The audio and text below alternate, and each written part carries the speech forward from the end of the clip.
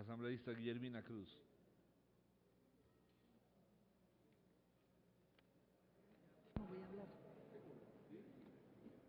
Buenas tardes, señor presidente, y distinguidos y distinguidas asambleístas. Realmente debatir la ley de educación es debatir un proceso de mejorar la calidad de vida de los ciudadanos. Debatir educación significa dónde va a llevar la Asamblea Nacional, el Gobierno Nacional que está dirigiendo el país, hacia dónde queremos llevar los presentes y las futuras generaciones de nuestra patria. Y realmente construir esta ley no significa que aquí debatimos solamente derechos de maestros, sino debatimos derechos de estudiantes, derechos de padres de familias, de maestros, y construimos todo el hacer educativo. Y al hablar de un currículo, no estamos hablando de un currículo general establecido en un sistema nacional, cuando el currículo tiene que ser flexible y el currículo tiene que ser adaptado a la realidad de cada una de los sectores sociales y de los derechos de los pueblos. No puede haber currículo que sea predeterminado por ninguna autoridad educativa. Simplemente es una orientación de currículo para el Ecuador, pero el maestro tiene la obligación de construir el currículo de cada una de sus escuelas y de cada una de sus comunidades, con el pensamiento propio de lo que tiene cerca y hacia dónde vamos. En la mañana decían, ¿por qué vamos a aprender el árabe? ¿Y por qué voy a aprender el inglés? ¿Y por qué tengo que aprender los idiomas ancestrales? Porque justamente la educación va de lo conocido a lo desconocido. Y tiene que llegar desde lo pequeño hacia lo grande que es el mundo entero. Y por lo tanto la educación no tiene barreras. Señor presidente, es importante revisar en la ley, cuando se habla de la interculturalidad, no pueden estar constituidos los circuitos educativos que estén mezclados entre circuitos educativos hispanos y bilingües, porque es imposible trabajar, es imposible evaluar.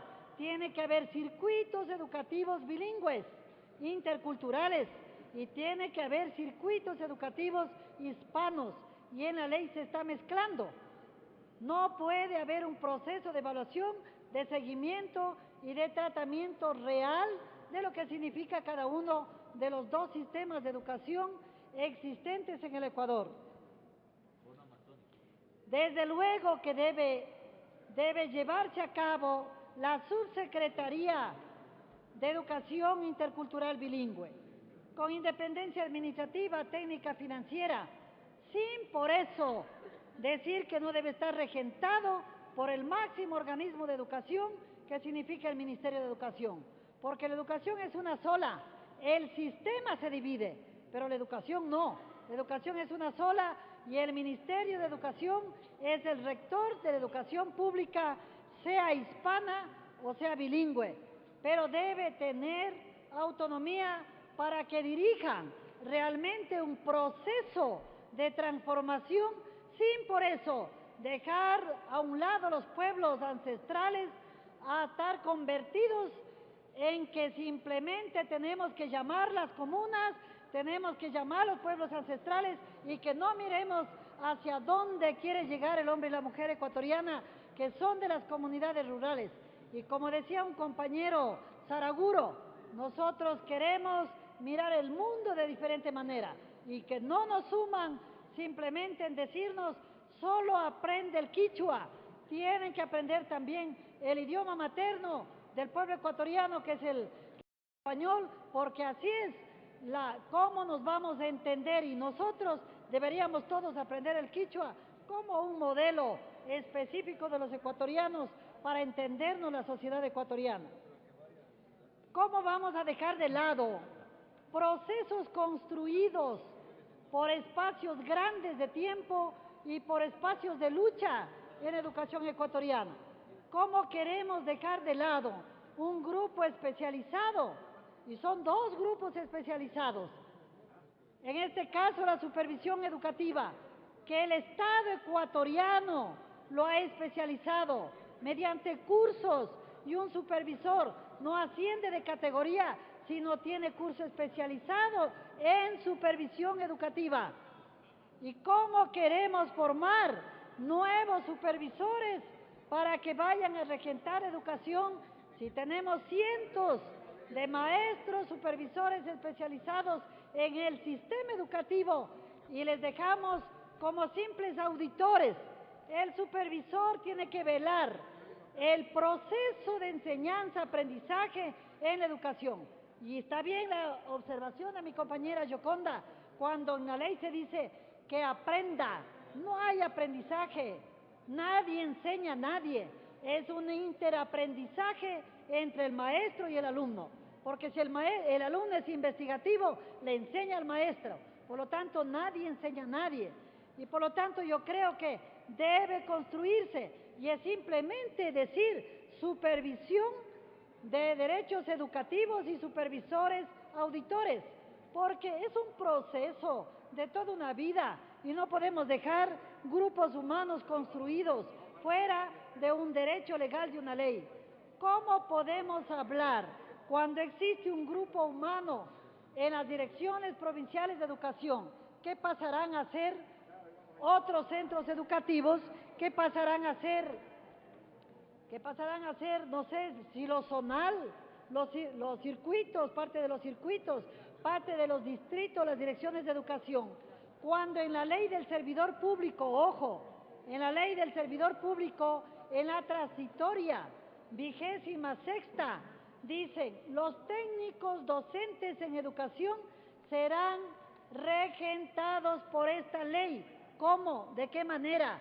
Sin funciones, sin funciones.